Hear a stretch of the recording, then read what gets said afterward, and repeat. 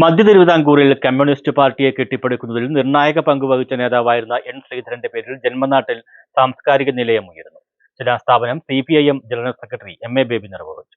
2 നിലകളിലായി 3500ഓളം ചതുരശ്ര അടി വിസ്തീർണത്തിലാണ് കെട്ടിടം നിർമ്മിക്കുന്നത്.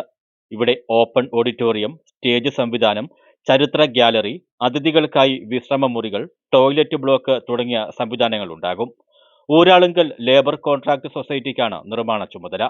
വർത്തമാനകാലം മുന്നോട്ട് വയ്ക്കുന്ന സാംസ്കാരിക വെല്ലുവിളികളെ നേരിടാൻ വ്യത്യസ്തങ്ങളായ സാംസ്കാരിക പ്രവർത്തനങ്ങളുടെ കേന്ദ്രമാക്കി NSന്റെ പേരിൽ സ്ഥാപിക്കുന്ന സാംസ്കാരിക കേന്ദ്രത്തെ മാറ്റുന്നതിനൊപ്പം പിന്നോക്ക മേഖലയിലെ സാധാരണക്കാരായ വിദ്യാർത്ഥികളുടെ വിദ്യാഭ്യാസ പ്രവർത്തനങ്ങളുടെയും നൈപുണ്യ വികസനത്തിന്റെയും കേന്ദ്രമായി ഇതിനെ മാറ്റാൻ കഴിയണമെന്ന് ശിലാസ്ഥാപനം നിർവഹിച്ച CPIM general secretary MA baby പറഞ്ഞു.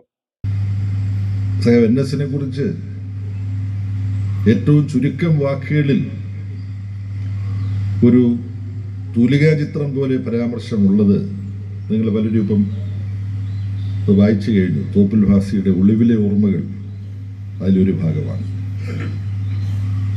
എത്രയോ പതിറ്റാണ്ട് മുമ്പ് വായിച്ചതാണ്. പക്ഷെ ആ തോപ്പിൽ ഭാസിയുടെ രചനാശൈലി കൊണ്ടും തോപ്പിൽ ഭാസിയുടെ ആ രചനാശൈലിയിലൂടെ തോപ്പിൽ ഭാസി ചിത്രീകരിച്ച NSന്റെ സ്വഭാവ സവിശേഷതകൾ അത് മറക്കാൻ കഴിയില്ല. അത് മറ്റൊന്നുമല്ല, ഈ കമ്മ്യൂണിസ്റ്റ് പാർട്ടിയിൽ ഓരോ പ്രശ്നങ്ങളും പരാതികളും ഒക്കെ ഉണ്ടാകുമ്പോൾ അതിനെക്കുറിച്ച് അന്വേഷിക്കാനൊക്കെയുള്ള അന്വേഷണ കമ്മിറ്റികളൊക്കെ ഉണ്ടാവും. NSന്റെ കുടുംബത്തിന്റെ ആഗ്രഹപ്രകാരം സൗജന്യമായി നൽകുന്ന 20 സെന്റ് ഭൂമിയിലാണ് സാംസ്കാരിക നിലയം യാഥാർത്ഥ്യമാക്കുന്നത്. NSന്റെ കുടുംബ വീടിന് സമീപമുള്ള NS ജംഗ്ഷനിൽ നടന്ന ചടങ്ങിൽ ജില്ലാ സെക്രട്ടേറിയറ്റ് അംഗം M ശിവശങ്കരപിള്ള അധ്യക്ഷത വഹിച്ചു. NSന്റെ മകൾ പ്രൊഫസർ ജലജ ആമുഖ പ്രഭാഷണം നടത്തി.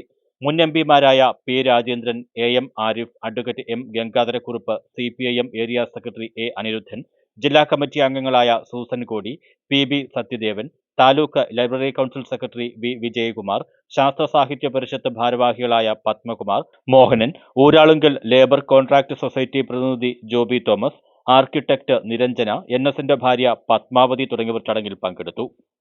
ന്യൂസ് ബ്യൂറോ, കൊല്ലം.